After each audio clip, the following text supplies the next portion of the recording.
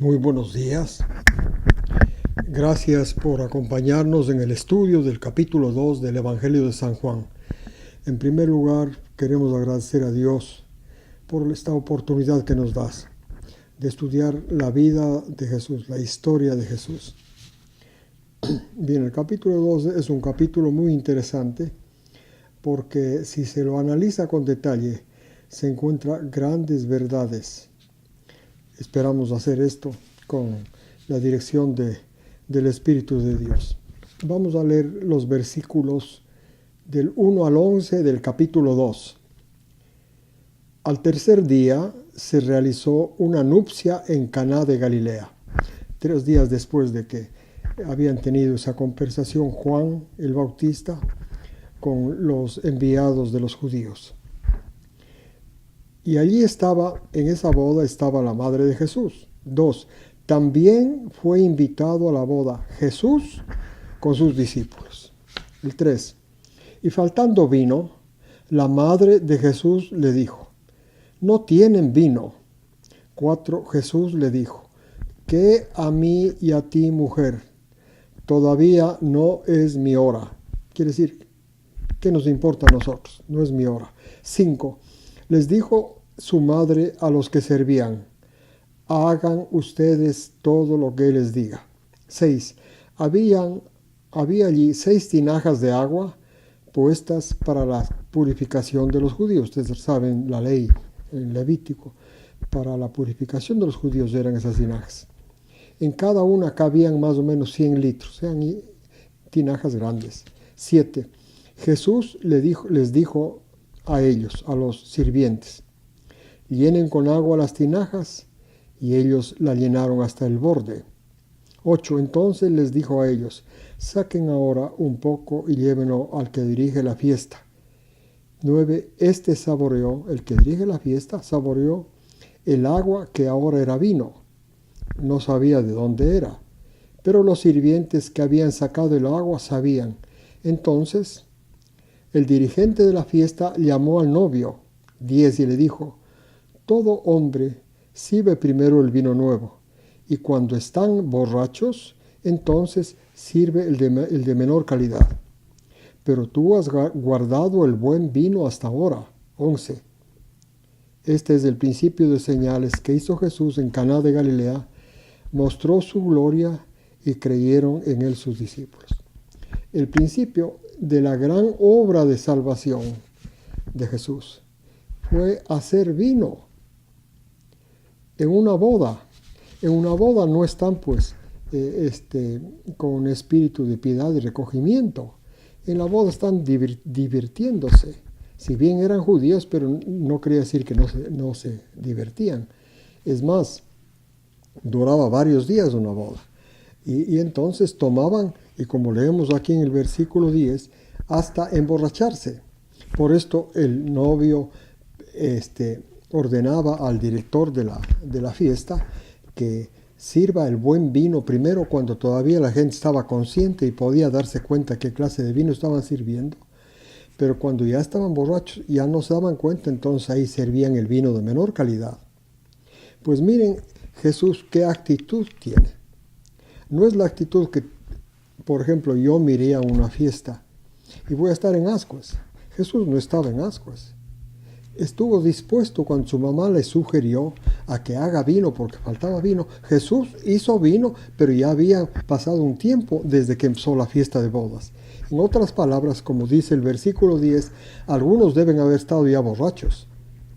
Sin embargo, Jesús no se frenó de hacer vino para que continúe la fiesta. Esta actitud de Jesús, ¿qué indica? Que él era una persona que estaba vigilante a los excesos de los hombres. No estaba así.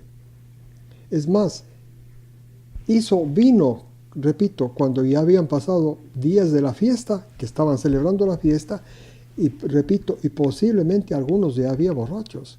Por esto le reclamó el director de la fiesta: ¿por qué sirves el mejor vino cuando ya algunos pueden estar borrachos?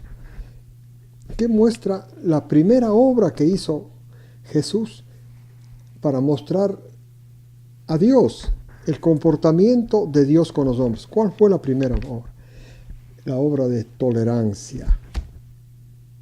No es que Jesús dice que hay que emborracharse, simplemente Él toleró y es más, colaboró con esa fiesta. Pero siempre Jesús es así.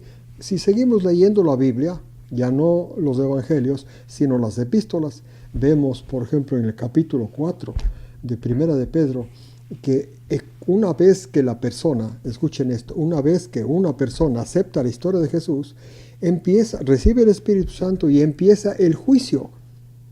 Y si ustedes estudian con detenimiento el capítulo 4, este juicio es a juzgar sobre los hábitos, sobre el dominio personal, para modificarlos, porque en el Nuevo Testamento, en el Nuevo Pacto, los hábitos de los creyentes son muy superiores a los hábitos que tienen a los que todavía están bajo la ley, como el caso de este pasaje. Entonces, aquí lo que uno aprende es la gran comprensión de Dios a las debilidades humanas, la gran comprensión de Jesús, la tolerancia y la paciencia. Pero repito, porque no tenían el Espíritu Santo.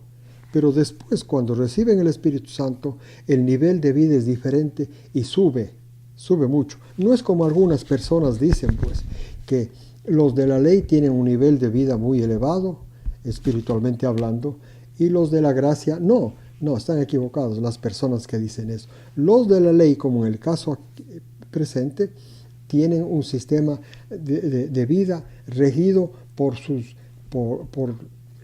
las demandas de sus apetitos. Regidos por las demandas de sus apetitos. Los que entran en el nuevo pacto, gracias a la fe en la historia de Jesús, empiezan a vivir una vida diferente porque reciben el Espíritu Santo, una vida espiritualmente elevada y noble. Muy bien, entonces aprendemos que la primera obra de su gran obra de salvación, Jesús mostró que es tolerante, que Dios es tolerante con la debilidad, con la degradación humana, porque quiere sacarle de esa degradación mediante la fe, esto es retener la historia de Jesús en la mente, y ahí su vida será elevada. Esta es la primera gran lección que Jesús dio al empezar su obra, su gran misión de salvar a la humanidad. Luego, versículos 12 al 17. Después de esto descendió a Capernaum con su madre, sus hermanos, sus discípulos, y ahí se quedaron muchos días. Jesús estaba haciendo todavía las cosas de su misión, de su gran misión, muy lentamente. Repito, la primera obra, hacer vino para una fiesta. La enseñanza grande, Dios, Jesús, son extraordinariamente tolerantes con las caídas y debilidades humanas. Y entonces el versículo 13 dice, estaba cerca la Pascua de los judíos y Jesús subió a Jerusalén. Estaba en Galilea, ¿no es cierto? Fue a Jerusalén. 14, y en el templo encontró a los que venden toros, ovejas y palomas, y a los que cambiaban dinero, allí sentados. Y haciendo un látigo, echó a todos fuera del templo, junto con las ovejas y todo, desparramó las monedas de los cambistas y volcó sus mesas.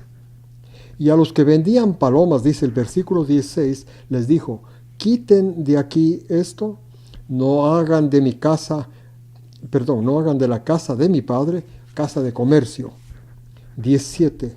Esto fue recordado por sus discípulos, sus discípulos recordaron que estaba escrito, pero después recordaron, el celo por tu casa me consume. Fíjense el contraste entre esta actitud completamente intransigente y fuerte comparada con la actitud tolerante de hacer el vino. Aquí, para cualquiera de nosotros, la fiesta de boda, que estaban las personas emborrachándose, por supuesto era censurable. Esto hubiera sido para nosotros y no merecía tolerar. Pero en cambio, la misión que tenían entre comillas los cambistas de vender los toros, las ovejas, las palomas, para que ofrezcan los sacrificios, incluso se pudieran considerar como actos de virtud, con buen trabajo hecho en la casa de Dios. Porque así a veces se hace, ¿no es cierto? Se oculta, se oscurece con este tipo de prácticas los símbolos los símbolos que indicaban lo que ocurría en el santuario. Jesús fue completamente intolerante con estas personas, porque eso se transformó en un negocio que ocultaba el verdadero significado de los ritos del templo. Yo quisiera que ustedes reflexionen un poquito. El templo, ¿qué objetivo tenía? ¿Qué quería mostrar Dios en el templo? La mayor parte de gente no entiende. Estaba queriendo enseñar, dicen que es como Dios remite el pecado. Sí, es posible, había remisión de pecado, pero si ustedes recuerdan que el pecado es malo porque separa de Dios. Esto es, al separar de Dios tiene que morir. El pecado es malo porque mata. Llega la destrucción de la vida. Y en el templo, con todos los sacrificios que se hacían siguiendo la ley, ¿no es cierto? La ley que está registrada en Levítico, en Éxodo, etcétera, Números. Esta ley nunca llegó a dar vida, a solucionar el último problema del pecado. Tampoco llegó a solucionarse el primer problema del pecado. Nunca pudo haber remisión de pecados. El pecado, si ustedes recuerdan, llegaba máximo hasta una cortina. Y de ahí no pasaba. No solucionaba el problema. No solucionaba el problema del pecado, que es la muerte. Quedaba la muerte ahí.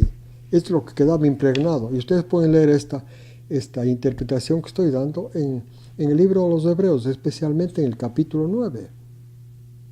Los servicios del templo nunca mostraron que culminaban con la vida, con la resurrección, en absoluto. Y entonces, Jesús no quería que se oscurezcan el simbolismo del templo. Este es que se dé una mala impresión que al hacer los sacrificios ya se resolvía el problema del pecado y de la muerte. Jesús no quería esto, por eso fue tan firme e intransigente en echar a los cambistas a fin de que los servicios del templo pudieran ser entendidos con el simbolismo que Dios le dio, que con el método de los sacrificios nunca se alcanzaba a resolver el problema del pecado, a remitir el pecado y el problema de la muerte. Terminaba siempre con la muerte, ¿no es cierto? Ahora, leamos el versículo 18 para adelante otra vez. Entonces los judíos, porque esto fue en el templo, ¿no es cierto? En el templo había aposentos donde los altos teólogos judíos estaban reunidos estudiando temas de teología, y más aún en esos días que eran de la Pascua. Y entonces de ahí salió como una comisión a responderle a Jesús lo que él censuró al expulsar a los comerciantes, a los cambistas en el templo. Y les dijeron, versículo 18, ¿qué señal nos muestras para hacer esto? Jesús les contestó, miren la señal, desaten este templo y en 3 días lo levantaré. Se estaba refiriendo, versículo 20, antes de explicar, voy a leer. Entonces le dijeron a él los judíos, en 46 años fue edificado este templo, y tú en 3 días lo levantarás. Pero Jesús se refería al templo de su cuerpo. Entonces, la señal que Jesús le dio es que ellos iban a destruir el templo, el cuerpo de Jesús, iban a matarlo en la cruz, pues no, estaba anticipándoles ya. Es la segunda enseñanza que hace grande Jesús. La segunda enseñanza es que ellos iban a matarle, pero que él iba a resucitar. Estamos en el contexto de que el templo no ofrecía la solución al gran problema del pecado, que no había remisión realmente de pecados, sino era un símbolo, y que el problema de la muerte no se solucionaba, quedaba la muerte, por eso estaba la sangre, la muerte en el templo, que daba la muerte. Eso explicaba, no había la relación con Dios, y esto explica en Hebreos 9. La comunión con Dios que se rompió por pecado tampoco había, por eso que no había ni la remisión de pecados, ni tampoco la restauración a la vida, o sea, la resurrección, no había. Jesús quería que esté claro. Por eso les dio la señal, alrededor de este punto, la señal de que Él tenía autoridad para hacer esto, era que Él, con su sacrificio, ellos iban a matar, Él iba a restaurar la vida. Había efectuado la remisión de los pecados. Después de efectuar la remisión de los pecados, que eso ocurrió desde el Sinaí hasta el Calvario, digo hasta la cruz, Él murió y luego resucitó. Entonces, en esa forma, Jesús le estaba diciendo que en Él hay la solución del pecado, que es la remisión del pecado y la restauración a la vida. Volver a la vida. El versículo 22, por esto cuando resucitó de los muertos, fue recordado por sus discípulos que esto les dijo a ellos y tuvieron fe en la Escritura y en las palabras de Jesús. O sea, esta es la segunda gran enseñanza que hace Jesús. La primera, que es tolerante con la caída, con la degradación humana, la borrachera, ¿no es cierto? Que es tolerante. Es más, no solo más que tolerante. Y segundo, que en Él está la solución del pecado, la remisión de pecados y la resurrección, o sea, el regresar, volver a vivir, porque está en comunión con Dios. Versículo 23. Cuando Jesús estaba en Jerusalén, en la fiesta de la Pascua, en esos días, pues, que estaba en Jerusalén, muchos tuvieron fe en el nombre de Él al ver las señales. Pero Jesús no creyó en ellos porque les conocía a todos. Y no era necesario que alguien le testificara de esos hombres porque conocía lo que había en el interior del hombre. Aquí es otra muy buena enseñanza. Hay personas que quieren tener fe con señales. Cuando una persona quiere tener fe con señales, fracasa, igual que el pueblo judío, igual que estas personas. El pueblo judío porque quería fe, pero primero señales. Las señales nunca traen fe. Lo que trae fe es aceptar la historia de Jesús, como está descrita en los evangelios. Es la fe. Pero si usted busca algún tipo de señal para tener fe en la historia de Jesús, nunca va a tener. Así es que la fe se basa en los hechos de Jesús. Por ejemplo, ahora hemos visto dos grandes hechos, ¿no es cierto? La tolerancia con los pecadores y la absoluta intransigencia del Señor, que no quiere que se oscurezcan los símbolos de su obra. El símbolo que mostró aquí es que en el templo no, o sea, con la ley, en el templo, no se soluciona el problema del pecado. El problema del pecado, que es la remisión, la solución del problema del pecado, que es la remisión de pecados y la resurrección a la vida, solo en Jesús. Les agradezco por haberme acompañado en el estudio del segundo capítulo de Juan. Que Dios los bendiga esta semana y les invito la próxima semana para continuar con el capítulo 3. Gracias.